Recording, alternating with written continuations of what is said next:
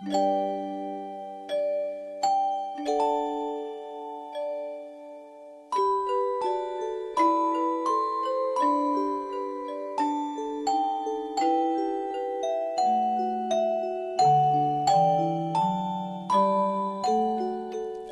chers amis, notre Seigneur, dans son Saint Évangile, les saints et les maîtres spirituels, dans leurs sermons, parlent souvent du monde.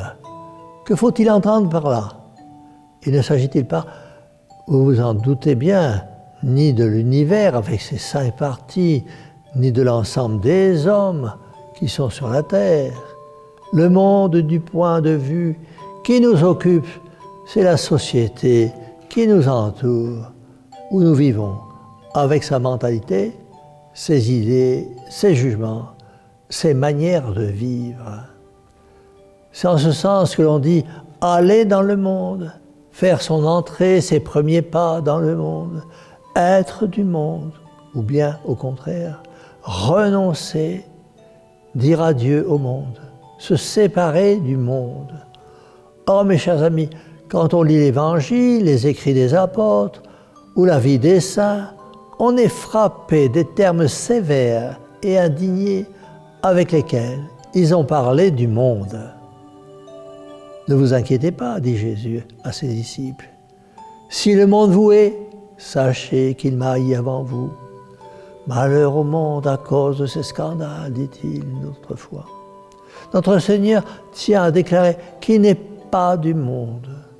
Je prie pour eux, ajoute-t-il, en parlant de ses disciples, mais non pour le monde. Voilà, une condamnation en règle et sur toute la ligne, qui donc a valu au monde cet anathème. L'apôtre Saint Jean, le confident du cœur de Jésus, va nous l'apprendre.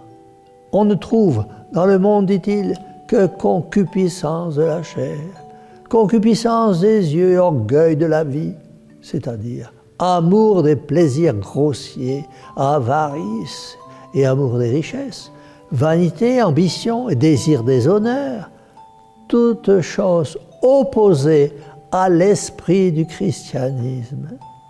Et saint Paul est du même avis. Mes frères, dit-il, ne vous conformez pas aux exemples du monde de peur de vous perdre avec le monde. Tous les saints parlent ainsi. Vous n'êtes pas sans avoir entendu parler de ce grand courant qui, dans les premiers siècles de l'Église, emporta dans les solitudes de l'Égypte, de la Thébaïde et de l'Arabie une multitude de chrétiens qui craignaient de ne pouvoir faire leur salut dans le monde, à tel point que certaines villes devinrent de véritables déserts et que certains déserts se peuplèrent d'habitants. Entre le monde et Jésus-Christ, entre l'esprit du monde et l'esprit de Jésus-Christ, il y a opposition, il y a contradiction. Que dit le monde? Qu'il faut amasser de l'argent, s'enrichir, faire des fortunes, qu'on est heureux quand on est riche, que l'argent c'est tout. Que dit Jésus-Christ? Cherchez d'abord le royaume de Dieu et sa justice. Bienheureux les pauvres volontaires qui ont le cœur détaché des richesses, car le royaume des cieux leur appartient. Que dit le monde? Qu'il faut arriver par tous les moyens aux honneurs, se faire une brillante situation. Que dit Jésus-Christ? Que sert à l'homme de gagner l'univers s'il vient à perdre son âme? Apprenez de moi que je suis doux et humble de cœur. Que dit le monde? Que la toilette, la mode est une affaire capitale. Que dit Jésus-Christ? Vanité des vanités, tout est vanité, hormis aimer Dieu et le servir tout seul. Que dit le monde? Qu'il faut mener une vie douce, faire bonne chère, ne se priver d'aucun plaisir. Venez à mes fêtes, à mes danses, à mes théâtres, et amusez-vous. Passez du temps sur Internet, sur votre téléphone. Regardez les obscénités, passez du temps dans les jeux, les casinos et les croisières. Qui sait si vous rirez encore demain? Que dit Jésus-Christ? Bienheureux ceux qui pleurent, bienheureux les cœurs purs. Que dit le monde? Qu'il faut que la jeunesse se passe.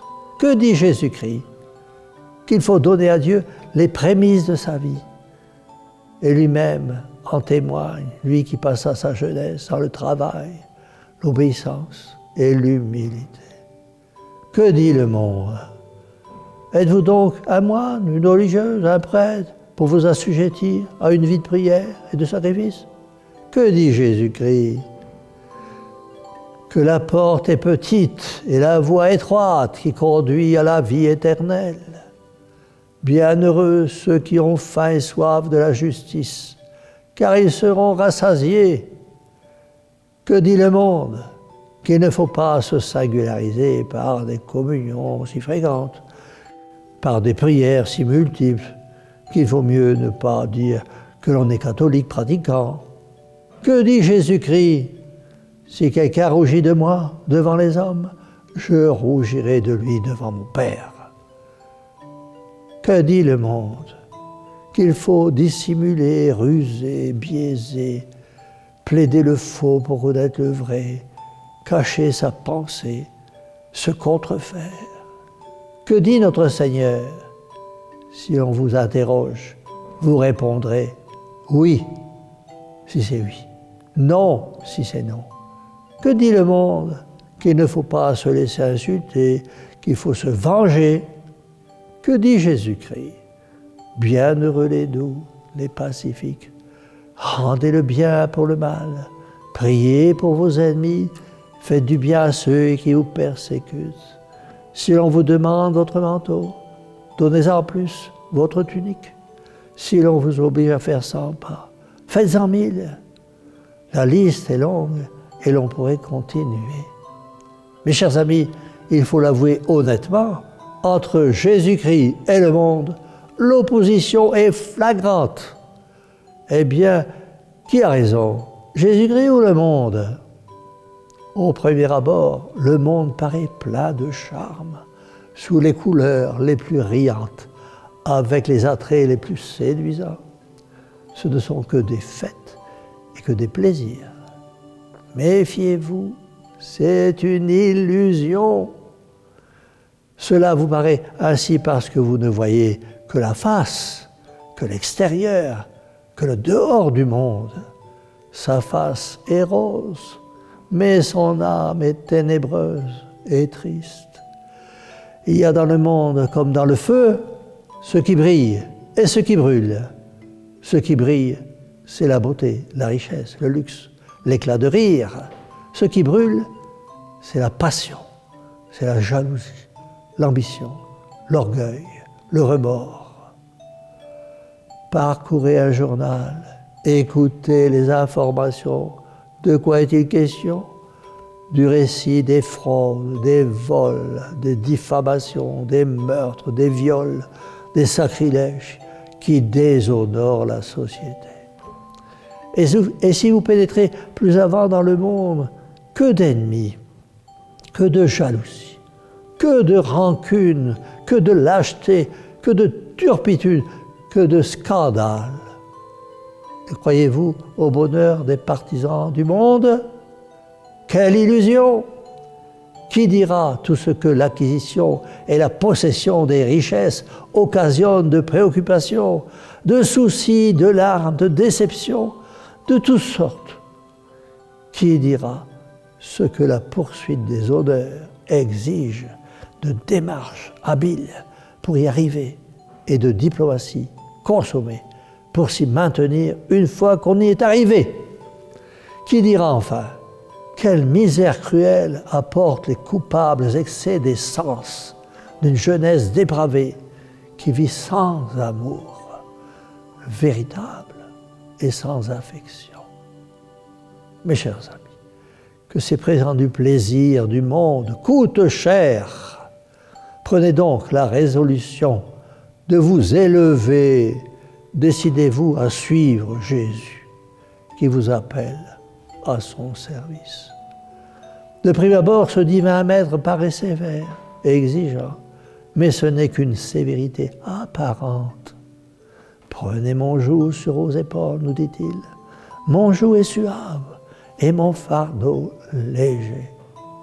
Parole, on ne peut plus vrai qu'il y a de joie, mes amis, en effet, à aimer et à servir le bon Dieu. Mes chers amis, prenez la résolution d'être dans le monde, sans avoir l'esprit du monde.